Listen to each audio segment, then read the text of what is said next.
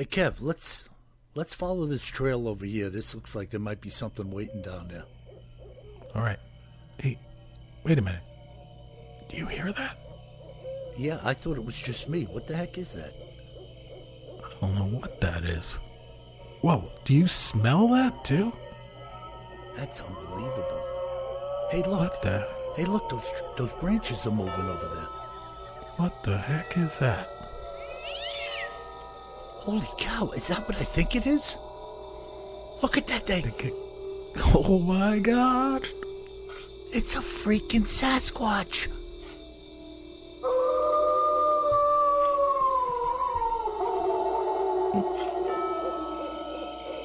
Welcome to the Bigfoot Terror in the Woods Sightings and Encounters podcast.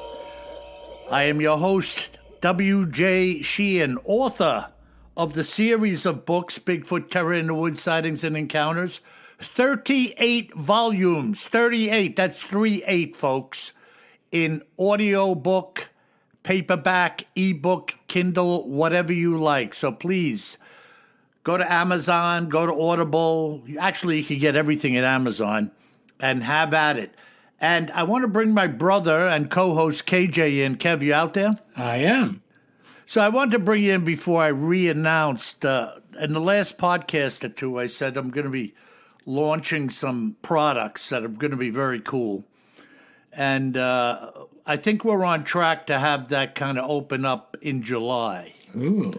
So a lot of work going into this, a lot of money, a lot of time, a lot of effort. I hope it's worthwhile.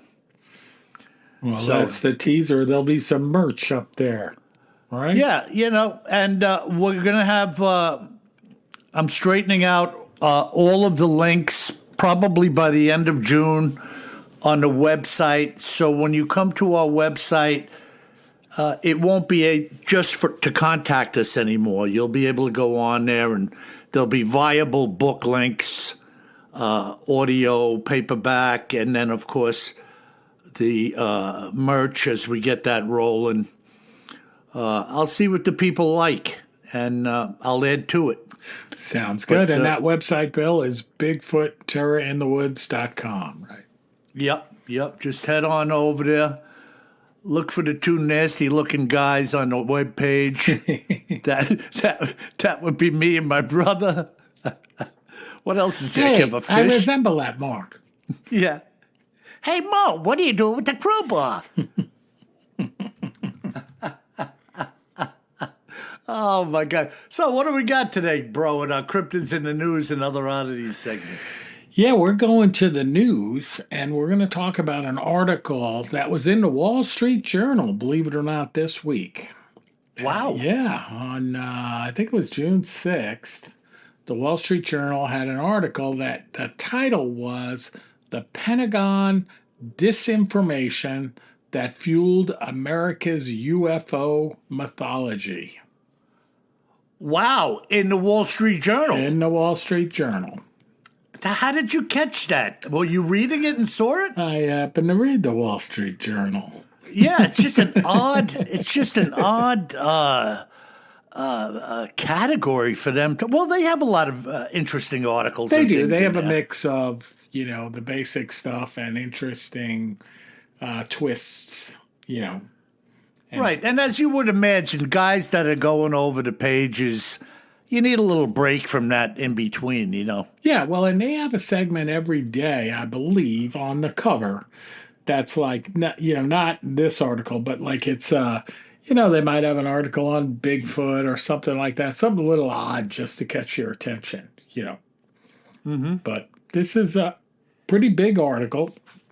I'm not going to go through the whole thing, but there's an interesting twist in the article. So the underlying premise is that the Pentagon had a group of folks that created disinformation about UFOs. And, that we've kind of talked a little bit about that before, in that, right, Bill, like the, my brain is a blank, the weather balloon. Yeah. In, what's the name of the town? Roswell, New Mexico. Yeah, the Roswell hoax Roswell with incident, right. dragging out the silvery weather balloon, disinflated and broken up, like people couldn't tell the difference between a UFO stuck in the dirt with aliens sitting outside of it and a weather balloon. No, I know. And I'm saying, no, and this is more controversial, I guess, that, you know, hey, maybe it wasn't a UFO and maybe it was something else, but, you know, the weather balloon sure seemed like it was a cover up. So it's not news to us that there's disinformation, right? But in this case, they talked about one of the things they talked about. It's a really long article, so you know, check it out, folks. Google that title in the Wall Street Journal, and you can read the whole thing. But they did talk about the fact that there was a colonel that was on a mission of disinformation, and he was one of the guys that went out around Area 51 and actually went to a bar very close to Area 51, and he gave the owner photographs of what might be flying saucers. And this many years ago. And the photos went up on the walls right away. And into the local folklore went the idea that the U.S. military was secretly testing recovered alien technology. But the article states that the colonel was on a mission of disinformation. The photos were doctored. The now retired officer confessed to the Pentagon investigators in 2023 that the whole exercise was a ruse to protect what was really going on at Area 51. You know, so the Air Force was using the site, of course, to develop top secret stealth fighters. You know, now we all know, at least we've seen several generations of our stealth fighters. We probably haven't seen the latest, who knows, right? But they viewed it back then as a very critical edge against the Soviet Union. And military leaders were really worried that the programs might get exposed if local people around Nevada somehow got a glimpse of a test flight of, you know, they mentioned back then the F-117 stealth fighter, which really did look like something that was out of this world, right? Absolutely. Yeah, so the Air Force believed back then, and the article says, better that they believe it came from Andromeda than know that it was a stealth fighter under development. So, you know, I mean, that makes sense. It's interesting to see in print, you know, and backed up by the government in the Wall Street Journal, right? Yeah, it's remarkable to me, though, the journal, Kev. And to me, it says something about the nature of where ufology is heading, because that would have never happened even 10 years ago, 20 years ago. I don't think you would have seen that article in the journal even as like an ad lib or an add-on, you know, to the day's news. You know, you follow what I'm saying? Yeah, I think so. I mean, definitely, you know, it's more of something you see in a tabloid for sure. But this is more about, you know, what happened and the investigation. And we know, right? Like we know that our boy Travis from Skinwalker Ranch, right? Hey, I'm firing a rocket up there. Now get behind it. But Travis, by the way, you know Skinwalker and Beyond Skinwalker is back on now. Well, you told me it was coming back on. Did it start already? Yeah, it started the beginning of last week. All right, I got to start the recordings. Two excellent episodes right out of the gate, coming from Skinwalker and Beyond Skinwalker. I mean, these guys are really doing a bang-up job on both ends over there. I mean, it's incredible cinema to me, and very interesting as far as their scientific efforts, their thinking, their approach to everything. I love everything about it. I think it's incredible. Yeah. No, but I was going to say, you know, remember he mentioned a couple of seasons into the show that he was actually on this secret group inside of the government looking into UAPs. Right? So, you know, I think this may be the same group that they're talking about. They do interview this other gentleman, Sean Kirkpatrick, and he was the first director of the All-Domain Anomaly Resolution Office, which was the group looking looking into UAPs. But I'm looking at this whole thing, a lot of good stuff there. But one of the most interesting things in the article to me is a section toward the end. So I'm going to talk about this, all right? So Kirk Patrick, who ran this group, he talks in the article about different things he investigated. But he says, I investigated another mystery that stretched back 60 years.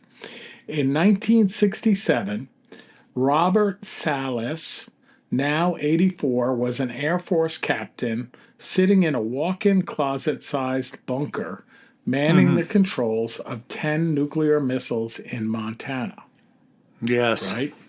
He was prepared to launch apocalyptic strikes should Soviet Russia ever attack first. And got a call around 8 p.m. one night from the guard station above him. Yeah. A glowing reddish-orange oval was hovering over the front gate, Salas told Kirkpatrick's investigators. The guards had their rifles drawn, pointed at the oval object appearing to float above the gate. A horn sounded in the bunker, signaling a problem with the control system. All 10 missiles were immediately disabled. Salas soon learned a similar event occurred at other silos nearby. Were they under attack? Salas never got an answer. The next morning, a helicopter was waiting to take Salas back to base. Once there, he was ordered never discuss the incident. Okay? And they get into it here a little bit. So they say he believes to this day that he witnessed an intervention from outer space while working at a nuclear launch site. Salas was one of 5 men interviewed by Kirkpatrick's team who witnessed such events in the 1960s and 1970s. While sworn to secrecy, the men began sharing their stories in the 90s in books and documentaries. So during this investigation, Kirkpatrick's team dug into the story and discovered what they say is a terrestrial explanation. So get this. The barriers of concrete and steel surrounding America's nuclear missiles were thick enough to give them a chance if hit first by a Soviet strike. But scientists at the time feared the intense storm of electromagnetic waves generated by a nuclear detonation might render the hardware needed to launch the counterstrike unusable, right? Reasonable. Like if there's this big electromagnetic pulse, nothing works after that, right? So in 1978, to test this vulnerability, the Air Force developed an exotic electromagnetic generator that simulated this pulse of disruptive energy without the need to detonate a nuclear weapon. Okay, so that makes sense. But it gets a little dodgy here. When activated, this device, placed on a portable platform 60 feet above the facility, would gather power until it glowed, sometimes with a blinding orange light. It would then fire a burst of energy that could resemble lightning. The electromagnetic pulses snaked down cables connected to the bunker where launch commanders like Salas sat, disrupting the guidance systems, disabling the weapons, and haunting the men to this day. But any public leak of these tests at the time would have allowed Russia to know that America's nuclear arsenal could be disabled in a first strike. The witnesses were therefore kept in the complete dark. Now, to this day, Salas believes he was party to an intergalactic intervention to stop nuclear war, which the government has tried to hide. He's half right. You know, the author here writes, the experience left the octogenarian deeply skeptical of the U.S. military and its ability to tell the truth. There is a gigantic cover-up, not only by the Air Force, but every other federal agency that has cognizance of this subject, he said in an interview with the Journal. We were never briefed on the activities that were going on. The Air Force shut us out of any information. Which, by the way... You believe that? You believe that? Well, I do believe that they would, not tell people, right? If it's secret, it's secret. But I mean, I like his theory that he actually witnessed, a UFO coming in to, do some kind of blocking of signals. I don't know. Seems kind of crazy that they'd have this thing set up over the field there and no one would know about it. Yeah, very bizarre. Like, did anybody notice the gorilla in the elevator? Exactly.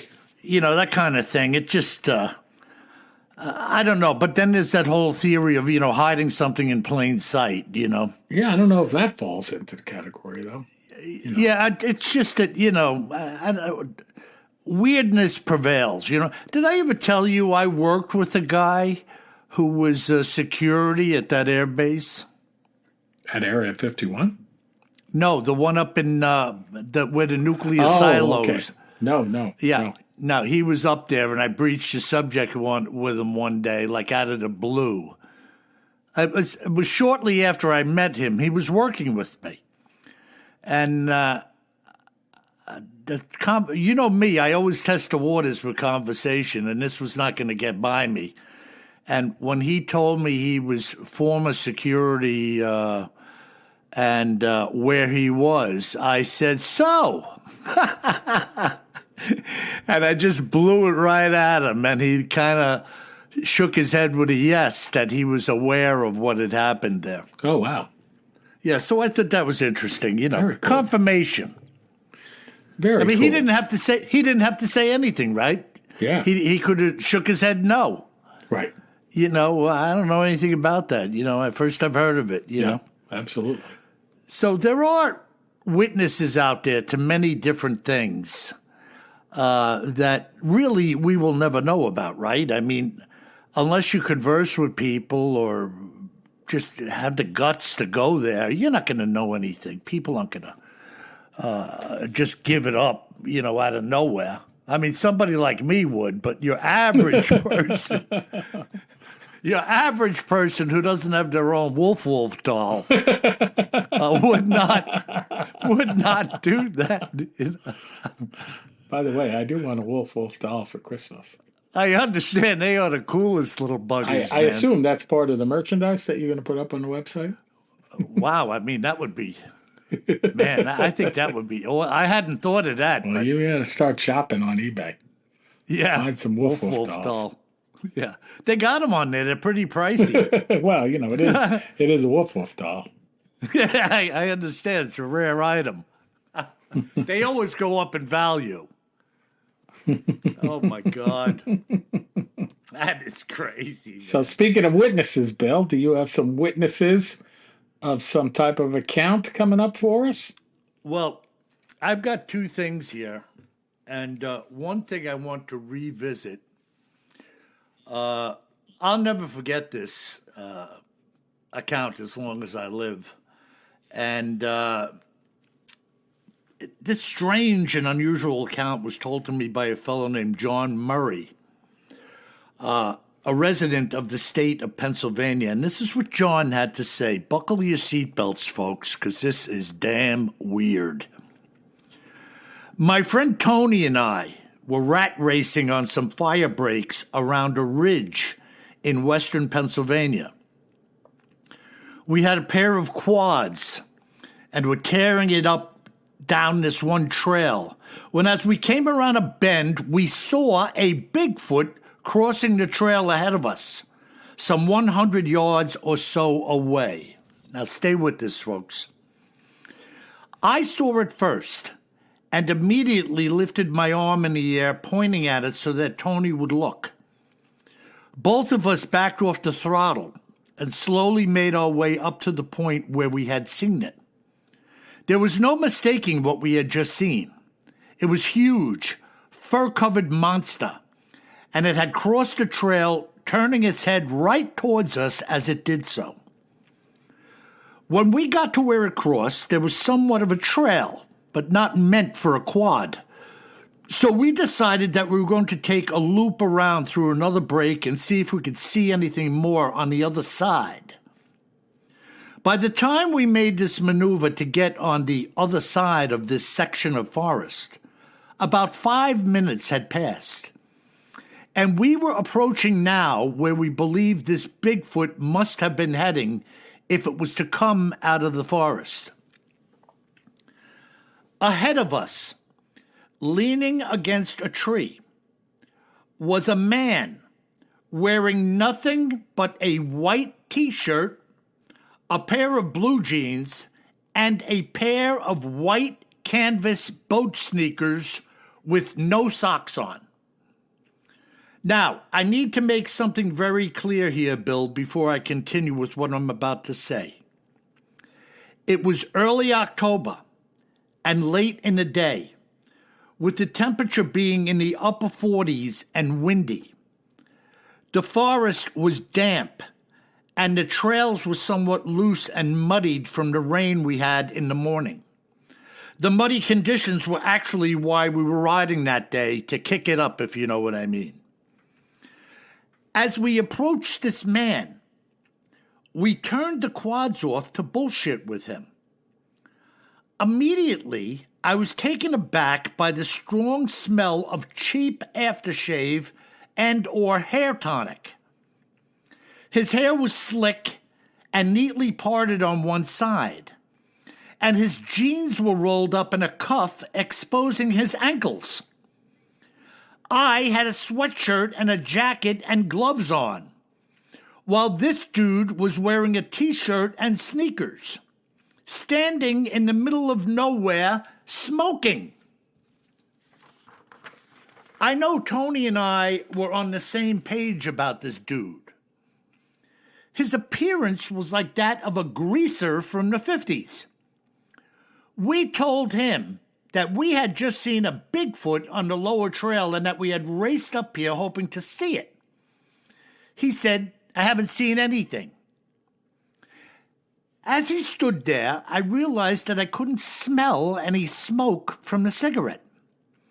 And it didn't seem to be burning down either. Tony asked him if he lived around here, and the guy pointed and said that he lived over in that direction. As Tony continued to talk to him, I took note of the fact that his white sneakers had no dirt or mud on them whatsoever, whereas our boots and quads were covered in the crap. These boat sneakers were pure white canvas with no rubber on top. If he had walked anywhere around here, there would have been mud all over the sides at the very least. He wasn't really contributing to the conversation, rather just answering our questions as we asked them. I briefly turned my head towards Tony to kind of give a look that signaled like, what kind of weirdo did we run into? And when I turned my head back, the dude was gone. He had vanished. No more cheap-smelling hair tonic or aftershave. He quite simply was no more. The two of us stood there as if we had both gone mad. Tony started fidgeting with his quad, and I knew why. It was like he and I had to do some type of reality check, feeling the quad's controls and making sure we were still connected to the planet. This event had completely blown our minds. We looked around. We couldn't see any footprints. So we started up the quads and went back out the way we came in, eventually approaching the spot where the Bigfoot had crossed our path. And then we stopped. We were certain of the spot because there was an unmistakable fallen tree by the edge of the trail. As we got off the quads to look around for the tracks, we talked about what had happened with this guy. This ground was very soft, but there were no tracks to be found anywhere. We kept checking and rechecking with each other that this was in fact the spot, and we were certain of it. We had seen this Bigfoot take maybe 3 steps across this very spot and go into the woods, heading in the direction where we found this disappearing dude. We hadn't stopped to look for tracks earlier since we were following the thing. The Bigfoot had been huge, covered in fur, and its arms swung in cadence with its steps as it crossed, Yet there was not a single trace that it had done so. To us, this was absolutely the craziest set of circumstances that we could imagine. But it had happened to the two of us exactly as I described it to you. Thinking about it afterwards, the Bigfoot appeared to be gliding even though it made walking motions. How does a 1,000-pound creature move through the mud without leaving a trace is beyond me. Well, my dear listeners, what do you make of that? What do you think, Kev? I remember that one, Bill. You do remember it, huh? I do. It's super weird. Well, because it's also like this muddy day, pretty cold, at least by my North Carolina standards. And the guy has on white sneakers, on this trail in the mud. So, it's like a shape-shifting creature of some sort. Yeah. Well, look, Kev, we're talking about a Bigfoot that didn't leave any tracks. Right. Heading in the direction of a guy who's completely outclassed by his environment, and he disappears. Right.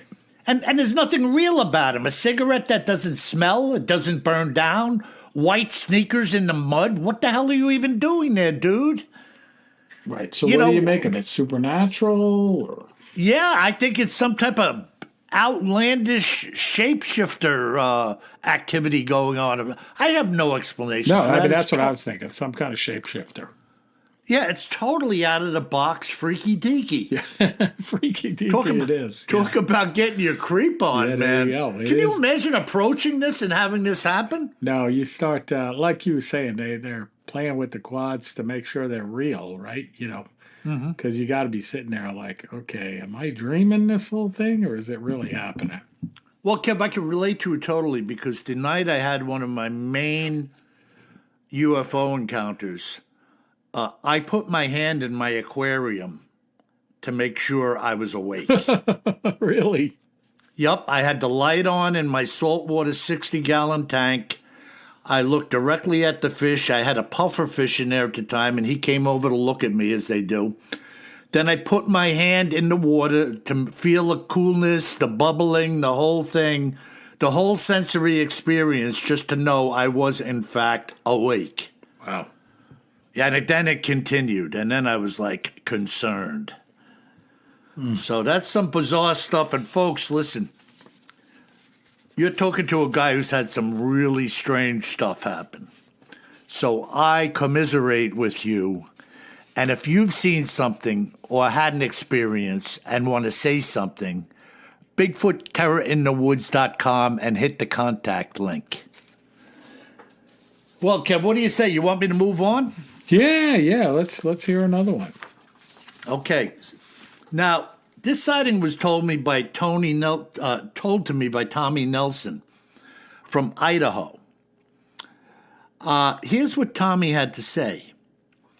I was out on a hunt with one of my buddies, hoping to fill a moose tag in the region of the Clearwater River drainages.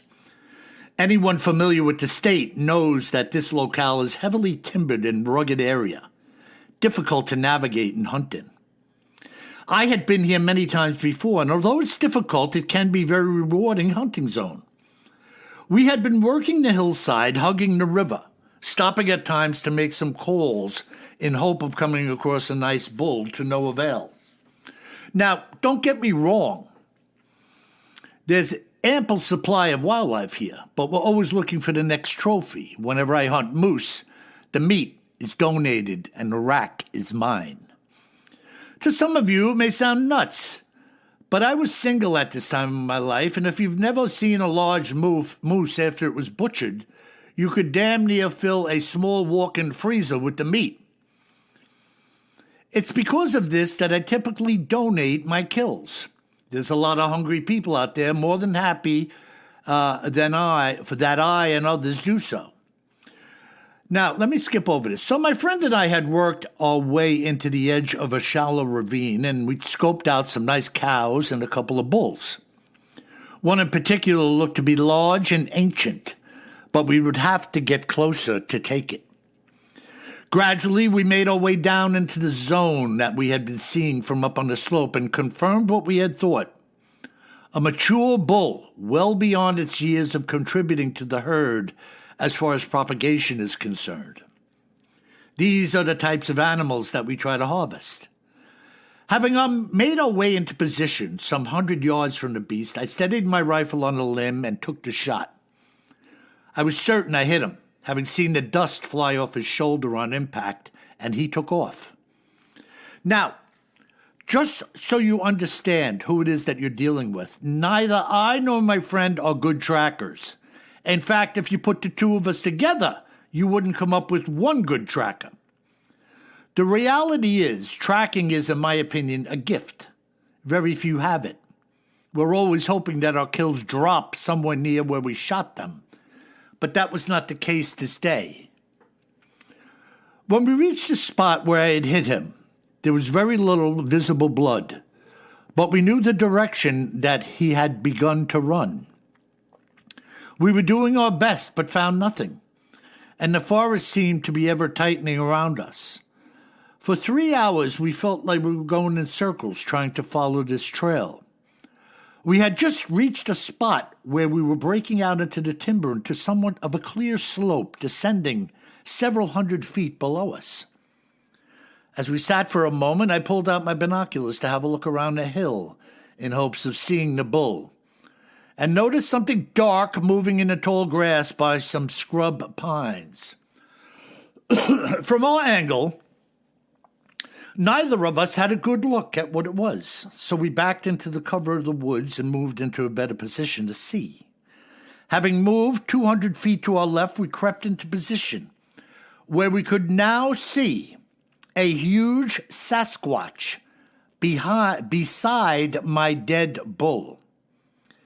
It was kneeling next to the bull, with both of its hands placed flat on the animal's side.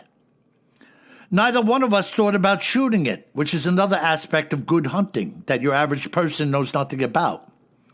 We had a tag for a moose, and there are laws and rules and regulations that we follow to the letter. We didn't have a tag for shooting a Sasquatch, no matter what you think or don't think about them personally. We were there, we had rifles, and we weren't going to kill it unless we were attacked. We watched it for 10 minutes as it sat next to the moose looking around. At one point, it seemed like he was petting it. I remember thinking to myself, maybe it was just really happy to find this fresh beast laying there. I don't think it was another 5 or 10 minutes later when the Sasquatch stood up, grabbed the moose by the antlers, and dragged it out of our view. The two of us sat there looking at each other, whispering. We were wondering, just like anyone else would after seeing such a thing, what the creature was doing. Is it tearing the moose up behind the bushes?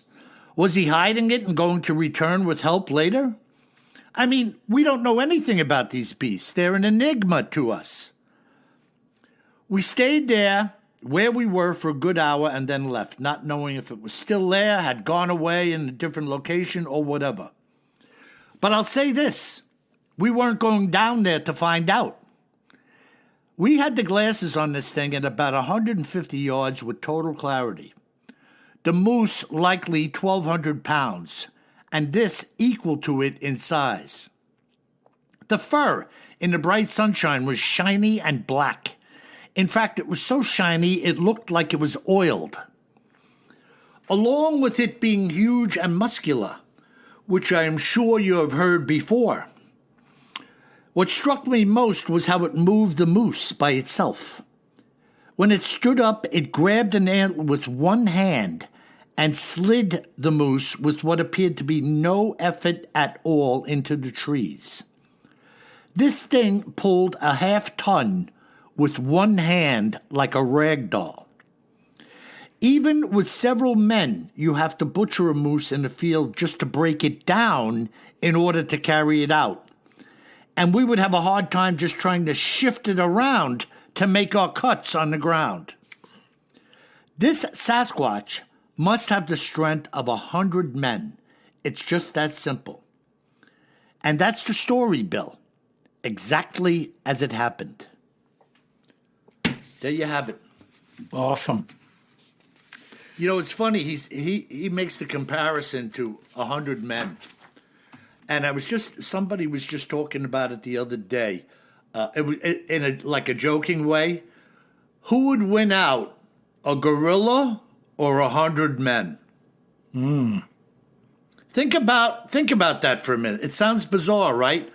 With no weapons, a large male silverback gorilla versus 100 human being men. Who do you think would win? No weapons, I assume. No weapons. Hands, fists, knees, biting, kicking, my whatever money you would want to probably do. be on the gorilla. I'm saying the same thing, man. Yeah, super strong. Because the creature is just so vicious, so strong, and obviously animalistic. I think he'd be like severely wounding everybody in every way as soon as they got close to him. You're not going to box him or something or jump on him and wrestle him to the ground. He'd just snap your arm off or whatever, you know? Yeah. So, No, it's interesting, huh? definitely interesting stuff. 1,200-pound moose getting dragged by the antler into the Easily woods. dragged by the antler. Yeah, like it was nothing. Yeah. Crazy. So, yeah, it is. It is absolutely. But you know, we hear tales of construction sites in the woods. I remember the one where the bulldozer's pistons were bent slightly. Oh, I don't know if I we don't ever- remember that one. So Yeah, well, I have to. You know, the problem is, Kev, I forget what I name these things. So some of them I have memorized because I just, for whatever reason, I do. But there was a job site. These guys were doing some construction pathways through the woods. And the bulldozer, the blade would not raise off the ground in the morning when they came back. Oh, when you said pistons, I thought you meant the engine. You mean the hydraulic pistons? Yeah. Yeah, Yeah, and that the makes guys sense. noticed that the one was slightly bent. Enough where that's a clean move in there. You know, you don't bend that No. hydraulic piston at all and have it still function. No, absolutely. So, and what the hell? We've all seen like a D9 bulldozer's blade pistons running along the side of the machine. Oh yeah, huge. I don't have any idea how you would bend that shy of maybe lifting it up with a bucket of another machine and deliberately damaging it. Yeah, no idea. No idea. I agree. So, again, no tool marks on the piston. Certainly nobody out in the woods where these guys were. I mean, they were there. They had like quarters to hang out in, you know, food, little cantina, you know. They were in deep.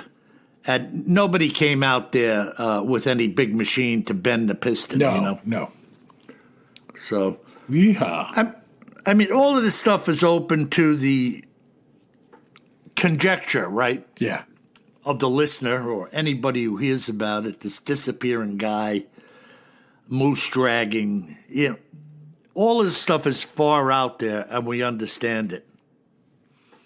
So, there you have it, Kev. By the way, the Apaches are coming over the house. I hear him. I actually hear him. It's about that time.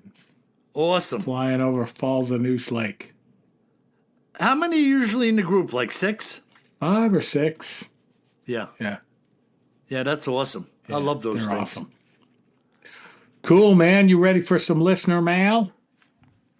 Yes, get to it, brother. All right, we got some good ones, so buckle up. Buckle up, This next Buckaroo. one is one of my favorites. Corey in Arizona. He says, I'm new to the program, but I love the more terrifying tales that you each cover. I do too, Corey, by the way. He says, I have a critical question for WJ. So you Critical ready? question. Yeah. I'm ready. And he says, Corey says that my buddies and I have debated this question several times.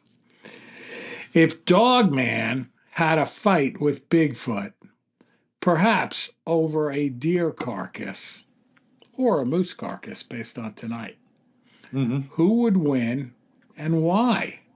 And what are you basing your winning bet on? Best, Corey from the Grand Canyon State. Yeah, well, Corey, you want to take a shot at that, Kevin? You want me to answer? You. He's asking you. Okay. First of all, I think the Bigfoot would kick the snot out of a Dogman. I think along the same reasons of us just talking about a gorilla or 100 men. Dogman, by description, probably muscular, lean, and of course the big jowls with a lot of teeth. Big chompers. Yeah, but listen, man, you know, it's kind of like Mean Joe Young or, you know, a giant silverback. If that came up to you, whether or not it got bit in the melee briefly, you'd probably just get it more pissed off, and that Dogman would get the beat down of its life. He'd probably be slapping it up and down on the ground even after it was dead to make sure. So my money's on the Bigfoot. All right. Awesome. Good stuff. So, Corey? Now, I got to just ask you, Kev, what do you think now that I've answered it? Well, you know, I struggle because a lot of times Dogman is demonic, right? Like, so, Yeah. You know, is it a flesh and blood thing? You know, can a Bigfoot beat something that may not be flesh and blood? I don't know. Yes, but remember, when we say demonic, the demonic realm mimics the heavenly realm. It's always that thing, the Christ, the Antichrist, light, dark, Okay, yin, so you're yang. saying the Bigfoot might be the good and winning No, that's not what I'm saying at all. Okay. But the notion that demonic cannot take on what we perceive as a fleshly form is erroneous. Oh, no, yeah, I didn't mean that. I just meant maybe the demonic would beat the fleshly form. That's yeah, no, because remember, for those people that don't know, and I'm sure there's some people who don't care, and believe me, I just talk about what I believe. The scripture says clearly that we should be careful when we entertain strangers, because you do not know when you may be entertaining an angel unaware of it. So, and what about, Bill, a stranger that comes to your front door yeah, and says, I'd really just like to borrow your telephone. I can see you looking through the Ring doorbell. I know I'm not supposed to be able to see you from the front porch. yes, But I can see you in the kitchen looking at the Ring doorbell on your mobile phone. and if you could see me in the kitchen, you little rat bastard, then you could see me putting shells into my 12 gauge. And a speed loading round into my 44 Magnum. And I've got 2 more speed loaders in my pocket. How are Help you? me, please. How are you, you little black-eyed children? Help me, please. Don't shoot me again. Bang! You know, I had that semi-automatic, I keep forgetting the name of this shotgun from Italy. Oh. And I had the semi-automatic 20 gauge. Borelli, right? Or Benelli. Benelli, sorry. I can never think of it because Benelli is a famous old motorcycle manufacturer from Italy. Okay. And I was never aware they had gotten into gun making, and they really weren't into the shotgun game per se at the time. And in fact, the gun I had, they don't make anymore because it really, there was aspects of it that were beautiful and other things that were like, huh? But I remember ratcheting off 6 rounds in that thing, semi-automatic. That thing was blowing lead out as fast as I squeezed the trigger. And it was exhilarating, Kev. I mean, shotgun going off rapid fire is intense. And I stood there and I looked at the thing I was shooting at and I said, wow, that would be some serious damage for anything. Nothing could survive that onslaught. Bigfoot, lion, I don't care what it was, man. That thing would have just blew you up.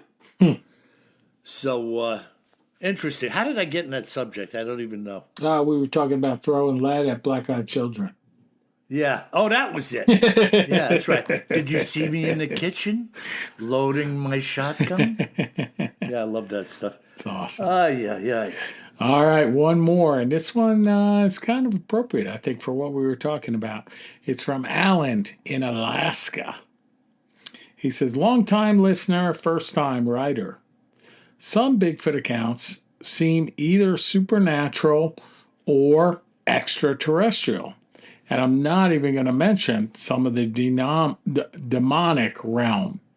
What do you make of the flesh and blood versus the supernatural or, in fact, extraterrestrial encounters? And, of course, that talks to the first account you mentioned tonight, Bill, perhaps. Yeah, very interesting, Kev. What do you make of that? I don't know. I mean, you've said that all along that, you think there are some that are flesh and blood and some that are not. And I guess not could be, I mean, off the top of my head, looking at the letter here, either supernatural, either extraterrestrial, kind of masking themselves, some type of alien life as, something that we don't know much about and, can't understand, so easy for them to mask as, right? As a Bigfoot. And then the demonic, which isn't covered by Alan, but demonic is demonic to me. Can be anything it wants. Yeah, and this is the fact of the matter. They can be almost anything they want to be. And that's how we go down the road of shapeshifters. Right. And all of this activity, speaking of Skinwalker Ranch, you talk to the people out there. They're not from Suffolk County and Long Island with me. They're living up in the desert, northern Idaho. They're in Idaho. They're in Utah. Yeah. Nevada, all of those areas. Yeah, Nevada. They live a different life, man. And if you talk to them about shapeshifters and things like that, they are real. So what are you left with? Well, the rangers out there said there's a tremendous amount of witchcraft and dark arts still being practiced over there regularly and has been for hundreds of years. So all of this stuff is by invitation only. And they have an open invite. What can you expect? These things are going to come. They're going to become commonplace to the point where they're passed down generationally, both in sightings, experiencers, and word of mouth. And this is a fact of life to them. It's a fact of life. Right. They're not. We would look at them like that guy must be hitting the strong side of the dispensary, because it doesn't ring true to you. You think these people are drug abusers or something, but yet this is a reality in their life. Man, you saw the picture I sent to you from next to Dave's property a couple of weeks ago with the 4 cougars walking in a pack. Oh, yeah. I mean, even something like that, a regular earthly creature, well known, a cougar, a mountain lion. But to your average person, they can't relate to catching a group of 4 female cougars on a trail cam in the backyard of somebody's house. Very, very rare, by the way. Most of the trail cam footage I see of cougars is like the tail. You know, Correct. Yeah. You know, Yep. they're such a stealthy creature. Well, it showed me they were hunting in packs. Yeah. And my buddies told me if you look at the picture of the four, one of them is sizably bigger than the other three. And he told me that's like we have the alpha male. Yeah. That was like the head female. Okay. And the other three were like walking with her, like wherever you go, we will follow. Yeah, they could be younger too, right? Could be, Yeah. right? But interesting. What do I know about that stuff? Nothing. I only learn what I know from other people who know a lot more than me. Wild stuff. Yep. Cool, Awesome. Bill. Well, great podcast. Couple of good accounts from you, me covering that Wall Street Journal article, and some good listener mail. Very good, man. Very good. And remember, folks, if you should find yourself hiking around a ridgeline in western Pennsylvania, or perhaps moose hunting in the Clearwater River drainages, you best remember one thing, my friends. Always carry more gun than you think you're going to need. Sleep tight.